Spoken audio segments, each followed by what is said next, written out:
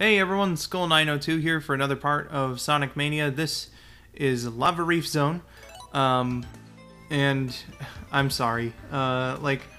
Before we get into this again, I have to explain more of the boss from the last time. I swear, I just have too many things on the mind. I have way too many things to talk about, and when you're not good at talking, like I am, when you're not good at talking like how I'm bad at talking, that's what I meant to say, was that I'm bad at talking is the point. You tend to just screw up and mess up and just, ugh. So the Oil Ocean boss, what I, mentioned very briefly near the end of the last part, was that,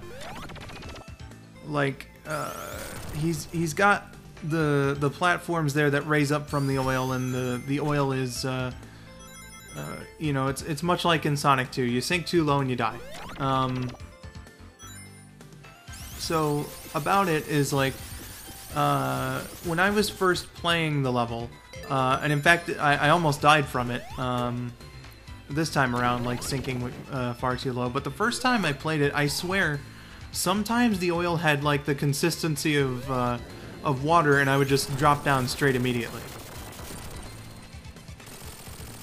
No idea why that happened, or maybe, perhaps, it was because one of the things that happens is the platforms, if you're underneath the platforms that lower, then when they lower, they'll drag you down with them, and then you die. But the thing about that is that also if you are standing on them,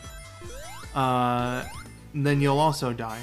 But I swear I remember being in between them and trying to jump, and it just wouldn't let me jump for some reason, and I fell immediately into the pit.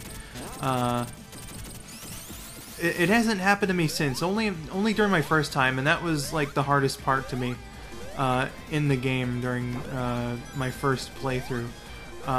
And sort of what solidified my opinion about most of the bosses of the game. It's just really strange that happened. But again, it hasn't happened since, so I'm kind of wondering what the explanation for it is. Maybe they patched something, or you know, whatnot. But that's essentially the Oil Ocean boss, and what I wanted to say about it. It causes a lot of first-time players some problems. I remember Sim's first playthrough, for instance, she had a whole bunch of trouble on the Oil Ocean boss. Same as me. Probably the biggest reason why I fucking hate that zone in this game. Oil Ocean's reputation was not restored. In my personal opinion, from how it was in Sonic 2. It probably is one of my least favorites, just like in Sonic 2, actually. So yeah, I'm sorry, Oil Ocean, but do better next time, or just don't come back at all. And that's the story of the Oil Ocean boss. Now we can move on to Lava Reef here. The 10th zone of the game, much like in 3 Knuckles, actually. I kind of laughed when I sort of saw that. Not really. I mean, a bit of a chuckle, I guess, would be a more appropriate description. When I saw, how Lava Reef was the 10th part of my 3 Knuckles LP and this LP. So it matches. But we're getting something very different, actually, for the mini-boss here. In 3 Knuckles, this drill dude showed up, but you didn't actually fight him. And so in Mania here, you are fighting him. He'll drill at the floor, and what you gotta do is go onto the rocky parts, because if he goes onto the normal parts, he won't stay there for very long.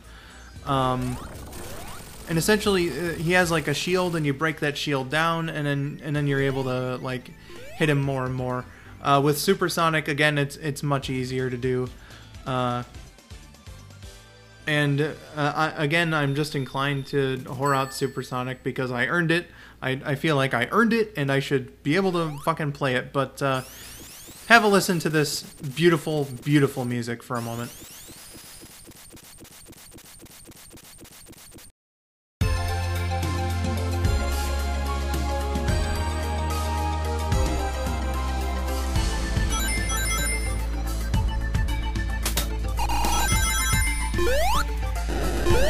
T-Lopes, you crafty motherfucker.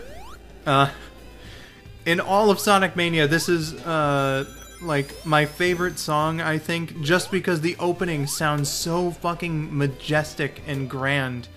You know, this is like the sort of Hidden Palace portion of things, right? So, I think it does that sort of, part of it, like, a bunch of justice. You know, it sounds, like I said, it sounds mystic, it sounds grand, like it sounds really important and part of an ancient sort of type of thing, connected to the Chaos Emeralds and their magic. Like, that is a really fucking awesome sounding part of the song, the opening there, and the song in general, of course, sounds really good too. So T-Lopes, gotta give you all the cred, man. Gotta give you all the cred.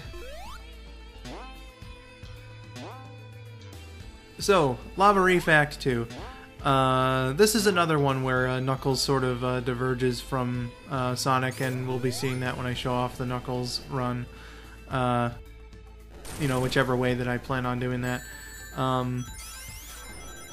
So, with Sonic here,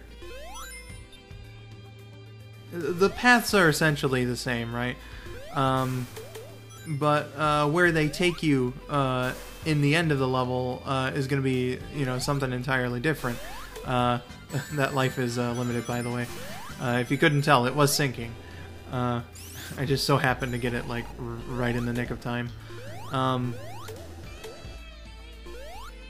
But anyway, if you're playing as anyone aside from Knuckles,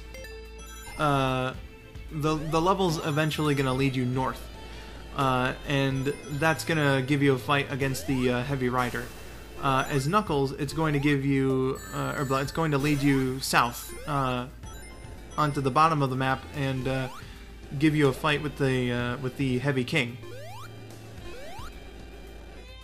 So I thought that was a neat little thing, again, you know, giving Knuckles his own stuff, just like in 3K. Good replay value, I would say, for the game and whatnot. Good stuff, definitely. But there's something actually very heartwarming about the boss, and perhaps I'm talking about it a little too early. But I want to make sure that I'm not, like, fucking explaining the boss in, you know, in the next part, like I have been doing. So, about the Heavy Rider boss, something that they did, like, Heavy Rider, essentially, like, rides around, as his name would imply, on a Motobug, and, like, he'll swing a flail at you, and you'll go up a ramp and, like, do tricks, and you know, you'll have, like, a chorus similar to the Japanese Palm Tree Panic song. Actually, you have, like, a chorus of little kids going "yay" and whatnot when he does a trick. But that Motobug is of particular significance, and is the exact thing that I wanted to talk about that boss fight for, because you see, there was a person, like a notable person, revered in the hacking community, whose name was Jim, and the only hack that he made that comes off the top of my head right now, and it's because of the Motobug, is Motobug in Sonic 1. And so what happened was, Jim unfortunately passed away. I'm not sure what the circumstances were. Like, I don't know if it was an illness or if it was an accident or anything like that. But Jim unfortunately you know, left the world early. And so, as a tribute, what they did, it's not mentioned anywhere in like the manual or you know, any sort of official material. But if you dig through the game's files, what you'll find is that in the source files and everything, Heavy Rider's Motobug is actually named Jimmy. So you know, it's a really heartwarming, nice thing that they did to commemorate him and his memory.